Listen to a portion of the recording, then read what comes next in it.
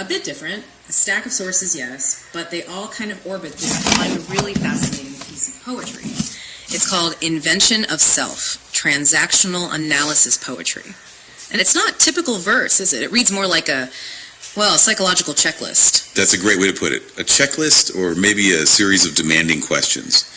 And if you're looking for a, let's say, concise way into some pretty deep psychological ideas, especially around creating yourself, finding internal balance, this deep dive should really help.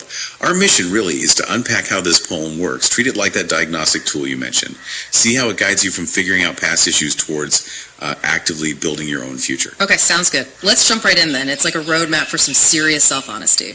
So the poem kicks off immediately with this fundamental choice, this psychological audit. Positive excitement or negative excitement? And the instruction is stark.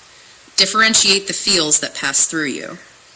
What's the deal with framing motivation, or maybe energy, like this? Yeah, it's powerful. And it's definitely more nuanced than just, happy versus sad. This is about the quality of your internal drive. Is your energy pushing you towards growth, towards connection? That's the positive excitement. Or is it more reactive? Like, are you driven by anxiety, by drama, maybe defending old wounds? That's the negative kind. The poem basically demands you figure out right away. Is your life force building something real, or just managing old baggage? And it doesn't waste time suggesting where that baggage, that negative energy, might originate. It asks this really quite painful question about childhood, doesn't it? Did loveless proximity only uncradle through you all the bad concepts on earth to screw you? That's blunt. It is blunt, and deliberately so, I think. It makes an immediate strong link between current feelings, that potential for negative excitement, for self-sabotage, and our earliest psychological scripting. If your first connections were marked by loveless proximity, as it says, then you essentially got programmed with these bad concepts. It highlights the heavy emotional inheritance we might be carrying without even realizing it fully. Right. But after pointing to that potential trauma, the poem does something interesting. It pivots fast, doesn't let you just sit in the past. It snaps you forward with, are you not here to make your presence felt to you? Why that immediate push for self-assertion right after acknowledging the potential hurt? Because acknowledging the past isn't enough, is it? That question, are you not here to make your presence felt to you? It's the escape hatch. It's saying, okay, maybe your start was rough, maybe you inherited negative scripts, but the way out is an external validation. It's an internal act of defiance. You have to consciously assert your own value, your own right to be here, from the inside out. It's the first real step towards inventing yourself, rather than just reacting to how you were initially formed. Okay, so you make that internal choice to assert yourself. That seems to lead right into the next section, which feels like checking the engine, the internal mechanics. The poem shifts from where you started to how you're functioning now. Yeah. That's, do all the faculties in you work harmoniously? How do you even begin to assess that? Well, this is where the concepts from transactional analysis, TA, become really useful. The poem is implicitly using that lens. TA provides a model for understanding our personality, how we relate to others, based on our internal states. If different parts of you, your thinking part, your feeling part, your shoulds and oughts part are constantly clashing, then you're not harmonious. You're working against yourself. And the poem gets very specific about this next. Right. It uses the actual TA terminology. It asks, do your ego states work to appear proportionately? For listeners who maybe haven't dived into TA, could you give us a quick rundown of these ego states and why proportionally is the key word? Sure. So TA suggests we operate from three main internal modes, or ego states. There's the parent ego state. That's where we hold our learned rules, our judgments, morals, the shoulds we picked up, often from our own parents. Then there's the adult ego state. This is our rational, logical, present moment data processor. It assesses reality objectively. And finally, the child ego state. This holds our feelings, our creativity, our spontaneity, but also our unmet needs and reactions from childhood. We all have all three. The issue isn't having them, it's about balance, proportion. And what happens when they're out of proportion? What does that look like for someone trying to apply this to themselves? Well, someone out of proportion is often stuck.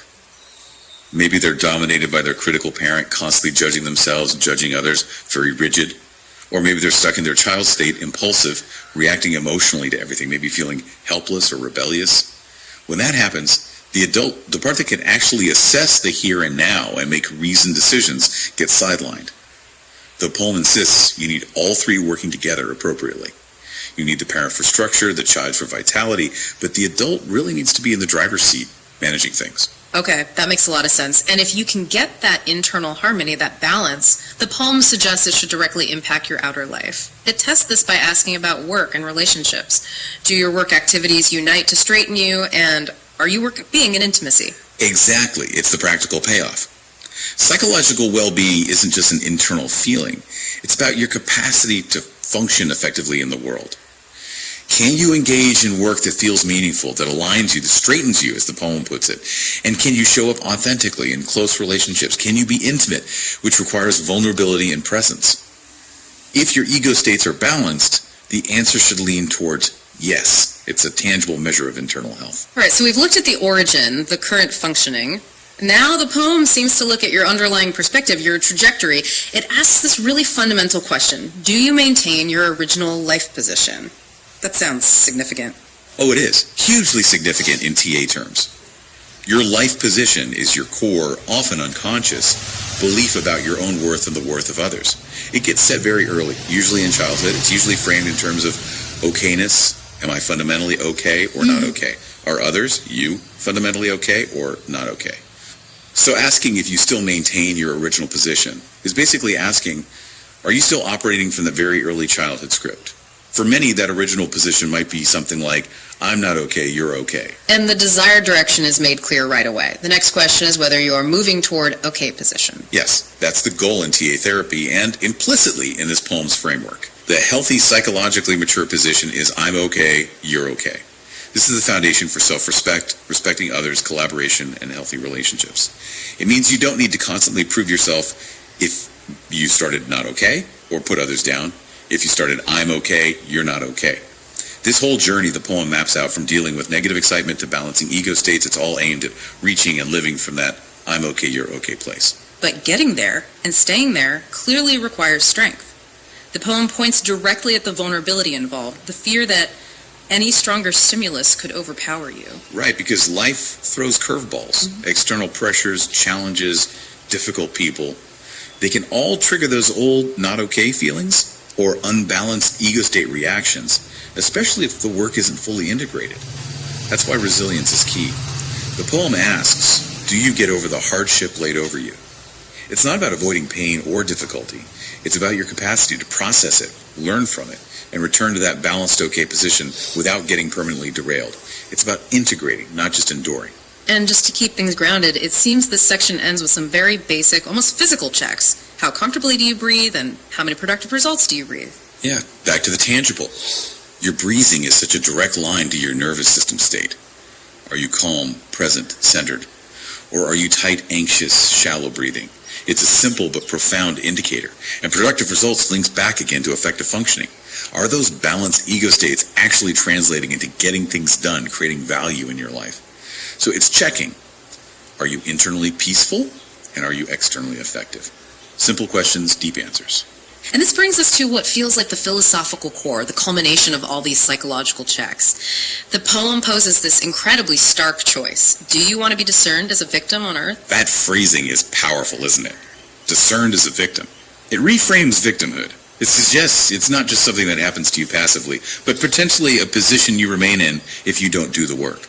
If you don't differentiate your excitement, if you let the ego states stay skewed, if you don't actively move towards I'm okay, you're okay, then in the poem's logic, you're essentially choosing to live out the script written by those early bad concepts. You're allowing yourself to be seen as defined by the hardships.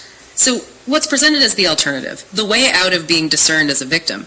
The poem delivers this final major command and links it to someone specific. As Benjamin Franklin did, do you not invent yourself? Ah, the Franklin reference. This is brilliant, I think. It takes self-invention from being this vague, maybe romantic notion and makes it concrete, almost, practical. Benjamin Franklin was the archetype of methodical self-creation. Think about his famous project for achieving moral perfection, the 13 virtues he listed, the little book where he tracked his faults daily. He didn't just hope for a better character, he designed a system to build it. He treated himself as a project to be engineered. So the poem isn't just saying discover yourself, it's saying engineer yourself, like Franklin did. It implies a process, structure, effort. Exactly that. It's active, deliberate construction. All the psychological groundwork we've talked about, understanding your excitement, balancing your internal states, shifting your life position, that's the psychological toolkit, the engineering spec sheet. Yeah. The Franklin Parallel frames this entire journey not just as healing, but as a proactive life philosophy. It's demanding you take systematic control over shaping who you are, rather than just accepting the default settings life gave you. Hashtag outro. Wow. So looking back over our deep dive, this one poem really does lay out an incredibly structured, intense pathway for self-examination. It takes you all the way from diagnosing the roots of negative excitement, maybe the loveless proximity, through the nuts and bolts of balancing your ego states, and lands on this powerful call to reach the okay position through deliberate, almost Franklin-esque self-invention. That's right. The core message seems to be that the ongoing project of your life is this conscious creation of self. And the poem itself, its structure, offers a kind of blueprint for how to approach that project. So as we wrap up, what's the final challenge for you, the listener, to take away from this? Well, since the poem explicitly links inventing yourself to a methodical, almost audited approach like Franklin's, maybe the question to ponder is this. If you truly accept this challenge to invent yourself, what specific, maybe even trackable systems or daily actions do you need to implement? What does your personal ledger for self-creation look like? What virtues or skills or states of being are you actively choosing to cultivate and build with starting today? That's where the real invention happens.